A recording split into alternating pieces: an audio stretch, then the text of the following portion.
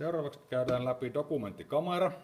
Tietokoneen ruudun oikeassa ylälaidassa on dokumenttikameran näppäin. Painamme sitä. Sen jälkeen tykki vaihtaa kuvan näkymään dokumenttikameralta.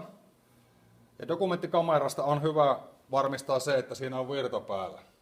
Auditorion dokumenttikamerassa on sininen väri silloin, kun se on päällä. Eli tämän jälkeen siihen voi heittää esineitä, paperia, mitä vain. Se näyttää kuvan auditorion valkokankaalla.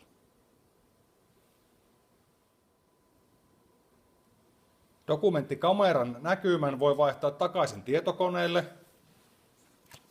painamalla tietokoneen ruudusta PC-näppäintä, niin se vaihtaa PC1 näppäimen takana olevan tietokonenäytön valkokankaalle.